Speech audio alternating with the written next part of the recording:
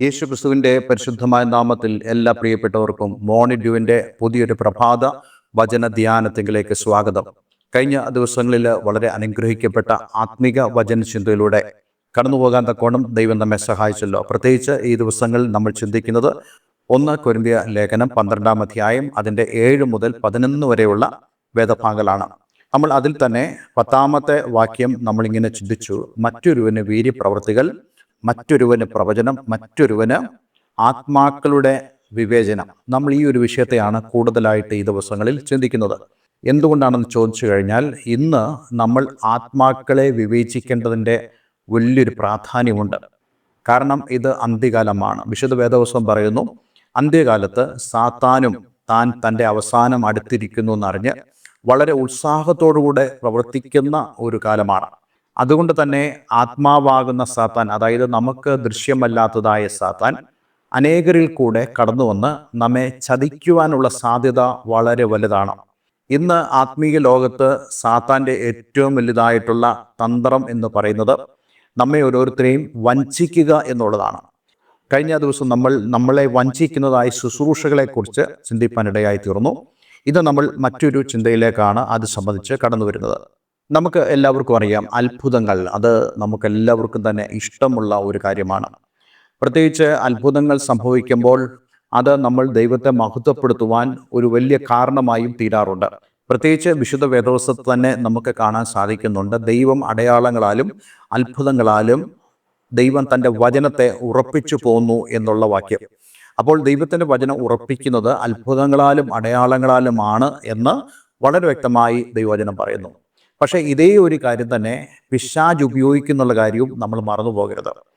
കാരണം ഇന്നത്തെ വലിയൊരു പ്രത്യേകത, ആളുകൾ ബഹുഭൂരിപക്ഷവും അത്ഭുതങ്ങളുടെ പുറകെയാണ്. പക്ഷേ നമ്മൾ മനസ്സിലാക്കേണ്ടത്, അത്ഭുതങ്ങളുടെ അടിസ്ഥാനത്തിലല്ല നമ്മൾ ആത്മീയ ശുശ്രൂഷകളെ വിലയിരുത്തേണ്ടത്. മറിച്ച് അത്ഭുതങ്ങൾ ചെയ്യുന്നവർ എന്ന് പറയുന്നതായ ആളുകളുടെ സന്ദേശങ്ങൾ, അവരുടെ മെസ്സേജിനെ നമ്മൾ വിലയിരുത്തണം. അവിടെയാണ് നമുക്ക് വിവേചനം വേണ്ടത്. അത്ഭുതങ്ങളല്ല വിവേചിക്കേണ്ടത്, പറയപ്പെടുന്നതായ സന്ദേശത്തെയാണ് നമ്മൾ വിവേചിക്കേണ്ടത്. പക്ഷെ നിർഭാഗ്യവശാൽ ഇന്ന് സന്ദേശങ്ങളെ അഥവാ ഉപദേശങ്ങളെ വിവേചിക്കാതെ അത്ഭുതങ്ങൾ കണ്ടാൽ അവർ പറയുന്നു ഇതെല്ലാം ശരിയാണ് എന്നുള്ള ഒരു രീതിയിലേക്കാണ് കടന്നു വന്നിരിക്കുന്നത്. എന്നെ കേൾക്കുന്ന പ്രിയമുള്ളവരെ, ഞാൻ ഇതെന്തുകൊണ്ടാണ് എത്രത്തോളം നിങ്ങളോട് സംസാരിക്കാൻ ചോദിച്ചു കഴിഞ്ഞാൽ, ഇന്ന് അനേകരും വഞ്ചിക്കപ്പെട്ട് കിടക്കുന്ന ഒരു കാലത്തിലാണ് നമ്മൾ ജീവിക്കുന്നത്. അതുകൊണ്ട് ഇങ്ങനെയുള്ള അത്ഭുതങ്ങളുടെ പുറകെ പോകുന്നവർ ദയവായി ആ അത്ഭുതങ്ങൾ നിങ്ങളുടെ മുമ്പാകെ പെർഫോം ചെയ്യുന്നതായ ആളുകളുടെ സന്ദേശം, അവരുടെ ഉപദേശം, ഡോക്ട്രിൻ നമ്മൾ നന്നായി ഗ്രഹിക്കേണ്ടതും അത് ദൈവവചനത്തിന് അനുസൃതമാണോ എന്ന് പരിശോധിക്കുകയും ചെയ്യേണ്ടത് വളരെ ആവശ്യമാണ്. ഇത് സംബന്ധിച്ച് ചില വാക്യങ്ങളിലേക്ക് നമ്മൾ കടക്കുകയാണ്. 2 തെസ്സലോനിക്ക ലേഖനം 2-ാം അധ്യായം അതിൻ്റെ 9 മുതൽ 10 വരെയുള്ള വേദഭാഗങ്ങൾ. അധർമ്മമൂർത്തിയുടെ പ്രത്യക്ഷത നശിച്ചു പോകുന്നവർക്ക് സാത്താന്റെ വ്യാപാര ശക്തിക്കൊത്തോണം വ്യാജമായ സകല ശക്തിയോടും അടയാളങ്ങളോടും അത്ഭുതങ്ങളോടും അനീതിയുടെ സകല വഞ്ചനയോടും കൂടെ ആയിരിക്കും. അവർ രക്ഷിക്കപ്പെടുവാൻ തക്കോണം സത്യത്തെ സ്നേഹിച്ച് കൈക്കൊള്ളുകയാൽ തന്നെ അങ്ങനെ ഭവിക്കും. വളരെ സവിസ്തരമായി സംസാരിക്കേണ്ടതായ ഒരു വേദഭാഗമാണ്. എനിക്കറിയില്ല എത്രത്തോളം എനിക്ക് മുന്നോട്ട് കൊണ്ടുപോകാൻ കഴിയുമെന്നുള്ളത്. പല ആളുകളും എന്നോട് പറയാറുണ്ട്, ബ്രദർ സംസാരിക്കുന്നതായ സമയം വളരെ ചുരുക്കമാണ്, കൂടുതൽ സമയമെടുത്ത് സംസാരിക്കണമെന്നുള്ളത്. പക്ഷേ ഞാൻ നിങ്ങളെയൊക്കെ കൺസിഡർ ചെയ്യുന്നതിൻ്റെ ഒരു പ്രധാനപ്പെട്ട കാരണം, പലർക്കും അറ്റൻഷൻ സ്പാൻ അഥവാ നമുക്ക് ശ്രദ്ധിക്കാനുള്ള സമയം എന്ന് പറയുന്നത് 16 മിനിറ്റിന് മുകളിലല്ല. അതുകൊണ്ടാണ് പല സന്ദേശങ്ങളും 16 അല്ലെങ്കിൽ 15 മിനിറ്റിനുള്ളിൽ നിർത്തുവാൻ ഞാൻ ശ്രദ്ധാലുവാകുന്നത്. ദൈവം അനുവദിച്ചാൽ നിങ്ങൾ ആവശ്യപ്പെടുന്നതായ, പ്രത്യേകിച്ച് നിങ്ങൾ കൂടുതൽ വിശദീകരണം ആവശ്യപ്പെടുന്നതായ സന്ദേശങ്ങൾ കൂടുതൽ വിപുലമായ സമയത്തേക്ക് എനിക്ക് നിങ്ങളോട് സംസാരിക്കണമെന്നുണ്ട്. ദയവായി നിങ്ങൾക്ക് അപ്രകാരം ഏതെങ്കിലും വിഷയങ്ങൾ കൂടുതൽ കേൾക്കണമെങ്കിൽ നിങ്ങൾ എനിക്ക് സന്ദേശം അയയ്ക്കുക. അതിനനുസരിച്ച് ഞാൻ പിന്നീട് കൂടുതൽ സമയമെടുത്ത് സന്ദേശങ്ങൾ നിങ്ങൾക്ക് കൈമാറുന്നതാണ്. ഇന്ന് നമ്മളിവിടെ വായിച്ചതായ വാക്യം 2 തെസ്സലോനിക്കർ 2-ന്റെ 9 മുതൽ 10 വരെ. അധർമ്മമൂർത്തിയുടെ പ്രത്യക്ഷത നശിച്ചു പോകുന്നവർക്ക് സാത്താന്റെ വ്യാപാര ശക്തിക്കൊത്തോണം വ്യാജമായ സകല ശക്തിയോടും അടയാളങ്ങളോടും അത്ഭുതങ്ങളോടും അനീതിയുടെ സകല വഞ്ചനയോടുകൂടെ ആയിരിക്കും. ഇവിടെ ആദ്യത്തെ വാക്യമാണ് വളരെ പ്രധാനപ്പെട്ടത്. അധർമ്മമൂർത്തിയുടെ പ്രത്യക്ഷത നശിച്ചു പോകുന്നവർക്ക് സാത്താന്റെ വ്യാപാര ശക്തിക്കൊത്തോണം. അതായത് ഈ അധർമ്മത്തിൻ്റെ വ്യാപാരം എന്നുള്ളത് നമ്മൾ വളരെ ചിന്തിക്കേണ്ട ഒരു വിഷയമാണ്. അതായത് ദ മിസ്റ്ററി ഓഫ് ലോലെസ്നെസ് എന്നാണ് ഇംഗ്ലീഷ് ബൈബിളിൽ കൊടുത്തിരിക്കുന്നത്. ഞാൻ ഈ ഒരു സന്ദേശം തയ്യാറാക്കുമ്പോൾ തന്നെ എൻ്റെ മനസ്സിലേക്ക് പെട്ടെന്ന് വന്നൊരു വാക്യം 2 തെസ്സലോനിക്കർ 2-ാം അധ്യായം അതിൻ്റെ 7-ാമത്തെ വാക്യമാണ്. അധർമ്മത്തിൻ്റെ മർമ്മം ഇപ്പോഴേ വ്യാപരിക്കുന്നുണ്ട്, ഇതുവരെ തടുക്കുന്നവൻ വഴിയിൽ നിന്ന് നീങ്ങിപ്പോക മാത്രം. അധർമ്മത്തിൻ്റെ മർമ്മം, അതായത് എന്താണ് അധർമ്മത്തിൻ്റെ മർമ്മം എന്ന് പറയുന്നത്? അധർമ്മത്തിൻ്റെ മർമ്മം എന്ന് പറയുന്നത് അന്തിക്രിസ്തുവിനെ കുറിച്ചുള്ള കാര്യമാണ്. അതായത് അപ്പോസ്തലന്മാരുടെ കാലഘട്ടത്തിൽ തന്നെ, അതേ 1-ാം നൂറ്റാണ്ടിൽ തന്നെ നമുക്കറിയാം, അന്നും അല്ലെങ്കിൽ ഇന്നും നമ്മൾ ഈ സംസാരിക്കുന്ന സമയത്തും അന്തിക്രിസ്തു വെളിപ്പെട്ടിട്ടില്ല. പക്ഷേ അന്തിക്രിസ്തുവിൻ്റെ ആത്മാവ്, അതിൻ്റെ ആ വ്യാപാര ശക്തി 1-ാം നൂറ്റാണ്ട് മുതലേ വ്യാപരിച്ചിരുന്നെന്ന് അപ്പോസ്തലന്മാർ സാക്ഷ്യപ്പെടുത്തിയിട്ടുണ്ട്. അപ്പോൾ അങ്ങനെയാണെങ്കിൽ അന്തിക്രിസ്തുവിൻ്റെ വെളിപ്പാട്, അത് പൂർണ്ണമായുള്ള വെളിപ്പാട് വരുന്നതിന് തൊട്ട് മുമ്പ് ജീവിക്കുന്നവരായ നമ്മൾ ആ അന്തിക്രിസ്തുവിൻ്റെ വ്യാപാര ശക്തിയുടെ ഉന്നതമേറിയ, അതായത് ഏറ്റവും കൂടുതൽ അളവിൽ അനുഭവിക്കുന്നവരാണ് എന്നുള്ള വസ്തുത നമ്മൾ മറന്നു പോകരുത്. അപ്പോൾ അങ്ങനെയാണെങ്കിൽ കഴിഞ്ഞ നാളുകളെക്കാളും, എൻ്റെയൊക്കെ ഓർമ്മ വെച്ച സമയത്തൊക്കെ ഉണ്ടായിരുന്നതിനേക്കാളും അധികം ഈ വ്യാപാര ശക്തിയുടെ അളവ് കൂടിയ ഒരു കാലഘട്ടത്തിലാണ് നമ്മൾ ജീവിക്കുന്നത്.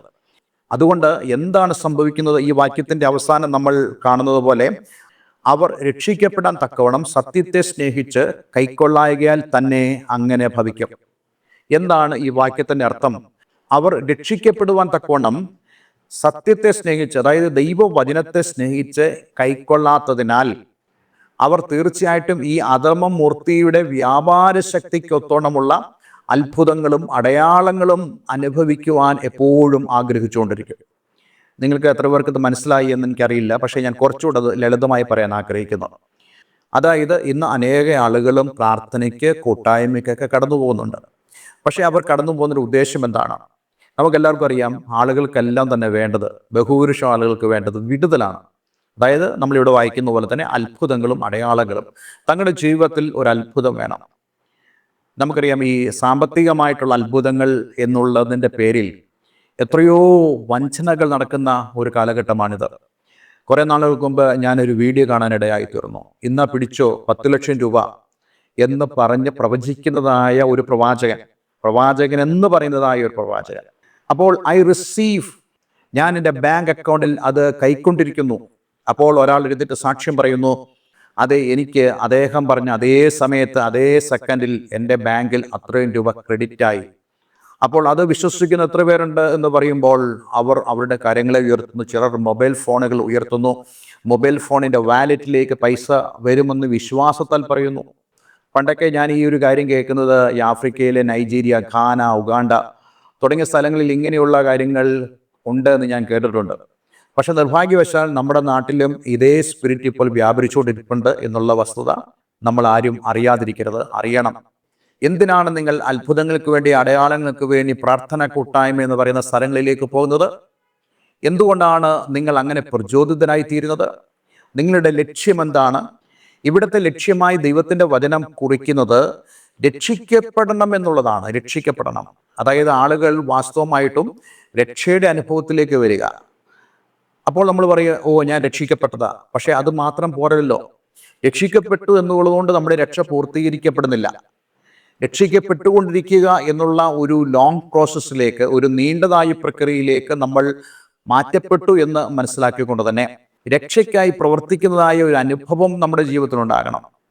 അത് എങ്ങനെയാണെന്ന് ചോദിച്ചു കഴിഞ്ഞാൽ, അത് ദൈവവചനം കേൾക്കുന്നതിലൂടെ, ജീവിതത്തിൽ മാറ്റങ്ങൾ വരുത്തുന്നതിലൂടെയൊക്കെയാണ് നമ്മുടെ രക്ഷയുടെ പൂർത്തീകരണത്തിലേക്ക് നമ്മൾ കടക്കുന്നത്. പക്ഷേ ഇന്ന് അതിൻ്റെ സ്ഥാനത്ത് ദൈവവചനം പോലും അഡൾട്ടേഡായി മാറുന്നതായ ഒരു കാലഘട്ടത്തിലാണ് നമ്മൾ ജീവിക്കുന്നത്. അതായത് ദൈവവചനത്തിൽ പോലും കലർപ്പുകൾ വരുത്തി അത് കേവലം അത്ഭുതങ്ങളും അടയാളങ്ങളും എന്നുള്ള ആ ഒരു ചിന്തയിലേക്ക് ജനത്തെ മാറ്റി അവരുടെ രക്ഷയെ തടുക്കുന്നതായ ശുശ്രൂഷകളാണ് ആത്മീയ രംഗത്ത് പോലും നമുക്ക് കാണുവാൻ സാധിക്കുന്നത്. നിങ്ങളൊന്ന് പരിശോധിച്ച് നോക്കിയേ. നിങ്ങൾ കേൾക്കുന്ന പ്രസംഗത്തിൽ നിങ്ങളെ ആത്മീക വർധന വരുത്തുന്ന, നിങ്ങളെ കൂടുതൽ ദൈവരാജ്യത്തിലേക്ക് അടുപ്പിക്കുന്നതായ, അതെ, നിങ്ങളെ കൂടുതൽ ആത്മീകമായ ആഴങ്ങളിലേക്ക്, ദൈവികമായ സത്യത്തിലേക്ക് നടത്തുന്നതായ എത്ര സന്ദേശങ്ങൾ നിങ്ങൾ കേൾക്കുന്നുണ്ട്? ഏതൊരു വാക്യം എടുത്താലും സ്പോട്ടിലുള്ള വിടുതലുകളും അത്ഭുതങ്ങളും അല്ലേ നമ്മൾ കേൾക്കുന്നത്? എന്ന് എന്നെ കേൾക്കുന്ന പ്രിയമുള്ളവരെ, നമ്മുടെ ജീവിതത്തിൻ്റെ ആത്യന്തികമായ ലക്ഷ്യമെന്ന് പറയുന്നത് രക്ഷയാണ്. ആ രക്ഷയ്ക്ക് വേണ്ടിയുള്ള ദൈവവചനമാണ് നമ്മൾ കേൾക്കേണ്ടത്. നമ്മുടെ ജീവിതത്തെ മാറ്റിമറിക്കുന്ന, രൂപാന്തരപ്പെടുത്തുന്ന സന്ദേശമാണ് നമ്മൾ കേൾക്കേണ്ടത്. നമ്മുടെ പാപത്തെക്കുറിച്ച് ബോധ്യം വരുത്തുന്നതായ സന്ദേശമാണ് നമ്മൾ കേൾക്കേണ്ടത്. അതേ, നമുക്കുണ്ടാകാൻ പോകുന്ന ന്യായവിധിയെക്കുറിച്ചുള്ള ബോധം വരുത്തുന്ന സന്ദേശമാണ് നമ്മൾ കേൾക്കേണ്ടത്.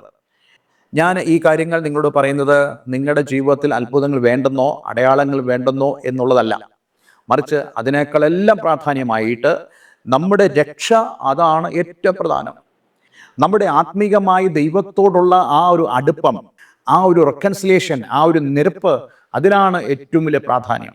പക്ഷെ അതിൻ്റെ സ്ഥാനത്ത് ഇങ്ങനെയുള്ളതായ സാത്താന്യ വ്യാപാര ശക്തികൾ, പല സോക്കോൾഡ് ദൈവദാസന്മാർ പല സോക്കോൾഡ് ചർച്ചസിൽ, സംഘടനകളിൽ, കൂട്ടായ്മകളിൽ നടക്കുമ്പോൾ നമ്മൾ ഓരോരുത്തരും അത്ഭുതങ്ങളെ അല്ല വിവേചിക്കേണ്ടത്. നാം ഓരോരുത്തരും ദൈവവചനത്തെയാണ് പരിശോധിക്കേണ്ടത്. നാം ഓരോരുത്തരും അത്ഭുതങ്ങളുടെ അടിസ്ഥാനത്തിലല്ല ശുശ്രൂഷകളെ വിവേചിക്കേണ്ടത്. നിങ്ങൾക്ക് എത്ര പേർക്ക് മനസ്സിലാകുന്നു എന്ന് എനിക്ക് അറിയില്ല. പക്ഷേ വളരെ വ്യക്തമായി ഇവിടെ പറയുന്നു, ഇങ്ങനെയുള്ള ശുശ്രൂഷകളെ നമ്മൾ വിവേചിക്കേണ്ടത് വളരെ ആവശ്യമാണ്. 1-2 വാക്യങ്ങൾ കൂടെ ഞാൻ ഇന്ന് വായിക്കാൻ ആഗ്രഹിക്കുന്നു. 1 കൊരിന്ത്യർ 1:18 ക്രൂശിന്റെ വചനം നശിച്ചു പോകുന്നവർക്ക് പോഷത്വവും രക്ഷിക്കപ്പെടുന്ന നമുക്കോ ദൈവശക്തിയുമാകുന്നു. ഇത് സാധാരണയായിട്ട് സുവിശേഷവുമായി ബന്ധപ്പെട്ടുള്ള ഒരു വാക്യമായിട്ടാണ് നമ്മൾ പലരും കരുതുന്നത്. എന്നാൽ ഈ ഒരു വാക്യത്തിന് മറ്റൊരു അർത്ഥം കൂടിയുണ്ട്. അതായത് നശിച്ചു പോകുന്നവരായ ആളുകൾ, അതായത് അത്ഭുതങ്ങളും അടയാളങ്ങളും അന്വേഷിച്ചുകൊണ്ട് എപ്പോഴും നടക്കുന്നവരായ ആളുകൾ, അവർ ഈ ക്രൂശിന്റെ വചനം നിരസിക്കുന്നു. അങ്ങനെ നിരസിക്കുന്നവരായ ആളുകളെ സംബന്ധിച്ചിടത്തോളം അവർക്കിത് ഭോഷത്വമാണ്. അവരെന്താ പറയുന്നത്? എനിക്ക് ഈ വചനം വേണ്ട, എനിക്ക് വിടുതലിൻ്റെ വചനം മതി. എനിക്ക് ഇങ്ങനെയുള്ള ഒരു സഭയിൽ കടന്നു വരാൻ ഞാൻ ആഗ്രഹിക്കുന്നില്ല. എനിക്കെപ്പോഴും ദൈവദാസന്മാർ തൊടുമ്പോൾ തെറിച്ചു പോകുന്നതായ സഭ, എനിക്കെപ്പോഴും ആളുകൾ മറിഞ്ഞടിച്ച് വീഴുന്നതായ സഭ, ആളുകൾ ചിരിക്കുന്നതായ സഭ, ആളുകൾ കരയുന്നതായ സഭ, എപ്പോഴും ഡൈനമിക് എന്ന് തോന്നുന്ന പോലെയുള്ള അനുഭവങ്ങളുള്ള സഭ, ഇതൊക്കെയാണ് ആളുകൾ ഇന്ന് പ്രിഫർ ചെയ്യുന്നത്. പക്ഷേ ദൈവത്തിൻ്റെ വചനം അതിന് പ്രാധാന്യം കൊടുക്കാത്ത ഏതൊരു കൂട്ടായ്മയോ ഏതൊരു വ്യക്തിയോ ഉണ്ടെങ്കിൽ അത്, ഞാൻ നിങ്ങളോട് പറയട്ടെ, ദാറ്റ് ബിലോങ്സ് ടു സൈറ്റാൻ. അത് സാത്താനുള്ളതാണെന്നുള്ള കാര്യം മറന്നു പോകാതെ. അതുകൊണ്ടാണ് നമ്മളോട് വായിക്കുന്നത്, ക്രൂശിന്റെ വചനം നശിച്ചു പോകുന്നവർക്ക്, അതായത് അവരെക്കുറിച്ച് ദൈവത്തിന്റെ വചനം പറയുന്നത് അവർ നശിച്ചു പോകുന്നവരാണ്. അപ്പോൾ നമ്മൾ ചോദിക്കും, ഞാൻ രക്ഷിക്കപ്പെട്ടതല്ലേ, ഞാൻ സ്നാനപ്പെട്ടതല്ലേ, ഞാൻ ഇന്ന സഭയിൽ പോകുന്ന ആളല്ലേ, എപ്പോഴും ഞാൻ ദശാംശം കൊടുക്കുന്ന ആളല്ലേ, ഞാൻ എങ്ങനെയാണ് നശിച്ചു പോകുന്നത്?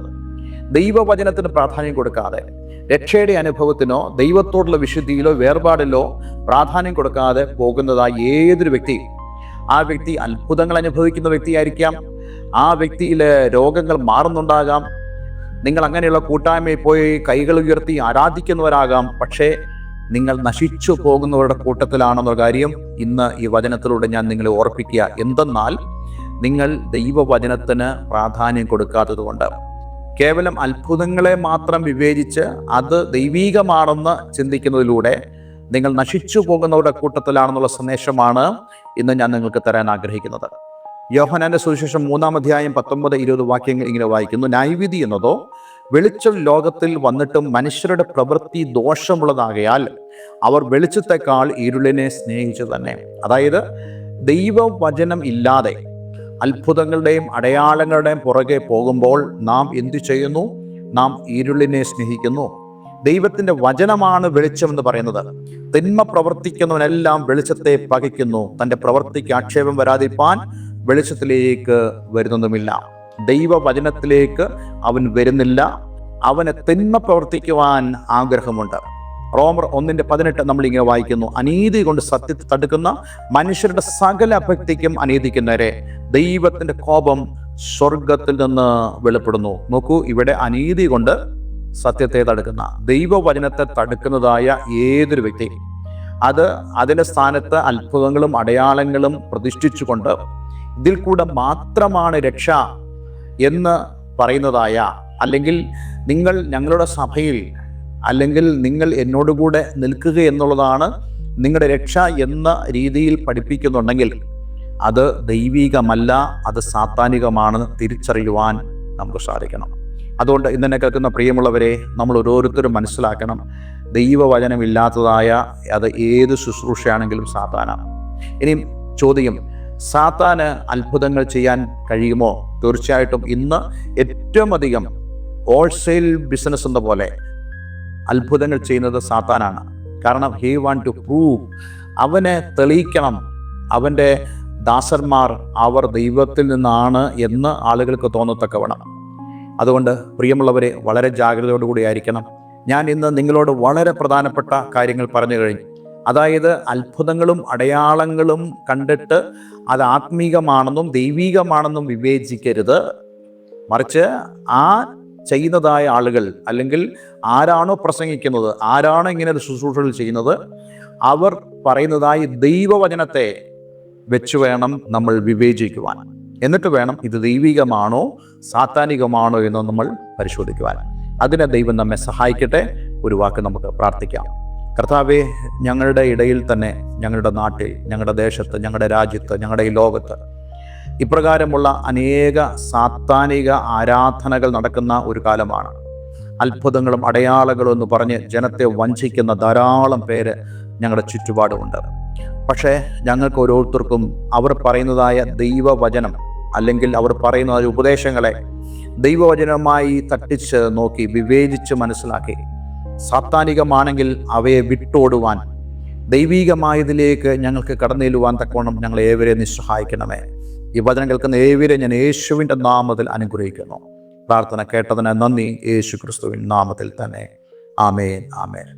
ഞാൻ ആരെയും മുറിപ്പെടുത്താനോ വേദനിപ്പിക്കാനല്ല ഈ സന്ദേശം പറയുന്നത്, മറിച്ച് ദൈവവചനത്തിൻ്റെ സത്യമാണ്. ഇതിൽ നിന്നും വിഭിന്നമായി ഞാൻ സംസാരിക്കാനും ആഗ്രഹിക്കുന്നില്ല. അതുകൊണ്ട് പ്രിയമുള്ളവരെ, എല്ലാവരും ദൈവം അനുഗ്രഹിക്കട്ടെ. Have A nice day. God bless you all.